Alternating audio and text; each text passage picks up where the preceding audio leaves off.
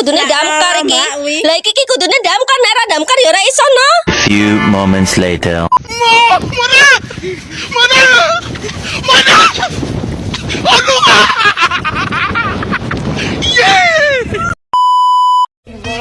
Just a feeling that I want you behind because it's something that is on. You're in my mind, I guess it goes that.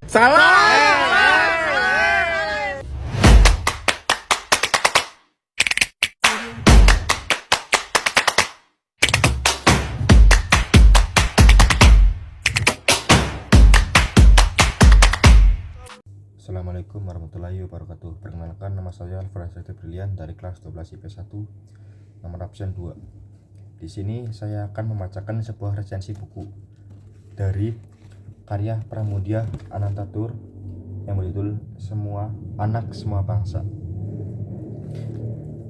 Melihat buku yang tebal ini, jujur niat saya hampir padam karena saya harus mulai dari mana.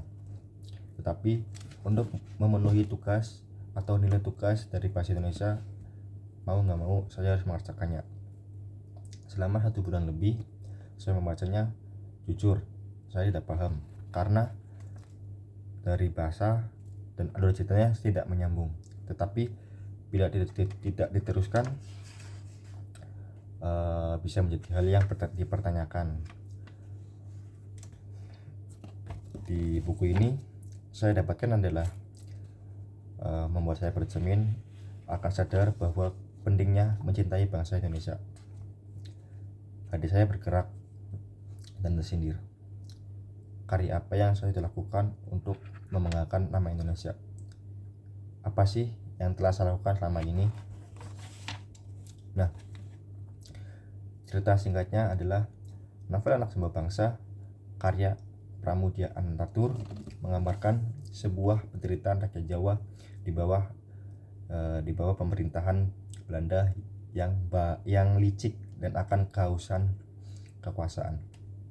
Dari sudut pandang Minke, kita dapat melihat kembali sejarah bangsa Indonesia serta bercermin melihat diri kita sendiri. Kita diajak menelusuri pikiran Minke yang terombang-ambing dalam keyakinannya, sampai akhirnya sadar bahwa ia harus turun dan memperhatikan bangsa sendiri. Minke kehilangan istrinya Annelies Melema pada bagian awal novel. Pandangan Minke akan dunia dan bangsa-bangsa yang ada di dalamnya pengaruhi oleh para teman-temannya yang kebanyakan orang Eropa. Karena ia sendiri adalah lulusan HBS, ia sering berkirim surat dan bertukar kabar pikiran atau kabar dengan keluarga Delacroix. Selanjutnya, Minke diminta Martin Nitzman untuk mewawancarai Hou Ah-Chou dalam bahasa Inggris, seorang aktivis Cina yang berusaha membangun bangsanya dari mimpi-mimpi mereka. Tetapi betapa terkejutnya Minke saat hari itu terbit yang tercetak pada bagian awal cerita. Artikel tersebut berisi tuduhan pada Hou Ah-Chou yang mengatakan dirinya seorang pelarian. Kejadian ini menyadarkan Minke bahwa Eropa yang selama ini ia agungkan tidak selamanya benar. Eropa hanya lebih unggul dari pendidikan, ilmu pengetahuan, dan pengendalian diri. Kalau mereka bisa disewa, siapa saja yang bisa membayarnya, mengapa bisa akan menyewanya juga? Karena masih diselimuti kesedihan, Minke dan Mama lalu memutuskan untuk berlibur ke Tulangan Sidoarjo, kampung halaman Mama. Mereka menginap di rumah Sastro Kasier, saudara Mama. Mata Minke menjadi terbuka akan kenyataan bangsanya. Dulu Mama dituju untuk menikahi Tuan Administratur Melema. Kini Surati anak Sastro Kasier terpaksa menikahi Tuan Administratur Valkenbaich karena jebakan orang Belanda. Untungnya Surati sengaja menelekan cacar di kampung sebelah pada Valkenbaich. Jadilah Valkenbaich meninggal dan Surati yang dulu jelita kembali ke rumah dengan keadaan buak di wajahnya. Setelah Minke berlibur, Minke berkunjung ke rumah salah satu petani Drunodongso yang tinggal bersama dengan 1 istri dan 4 anaknya.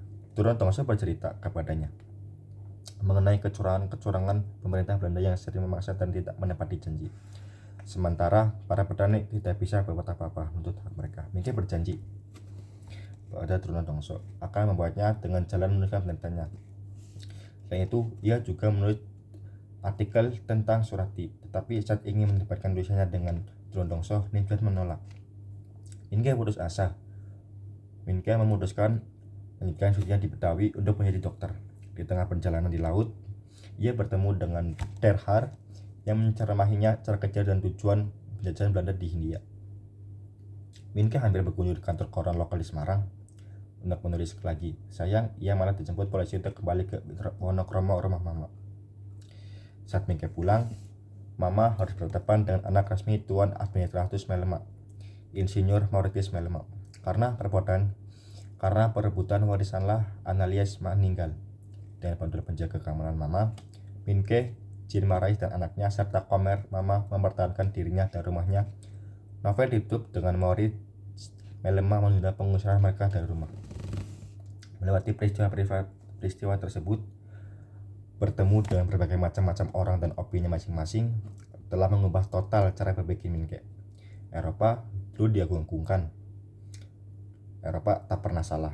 Eropa bisa maju dengan ilmu pengetahuannya, sedangkan pribumi hanya bisa disuruh dengan bantuan sahabat-sahabatnya. Pada akhirnya, ia melihat juga kebusukan Eropa. Ia belajar, ternyata sikap seorang tidak ditentukan oleh kebangsaannya. Ia sadar, sebagai pribumi yang terpelajar, yang menguasai banyak bahasa, ia merupakan salah satu dari segelintir yang bisa menggerakkan dan memajukan bangsa sendiri. Itulah sebuah resensi dari buku yang berjudul Anak Semua Bangsa karya Pramudia Anantatur. Kurang lebihnya mohon maaf. Wassalamualaikum warahmatullahi wabarakatuh.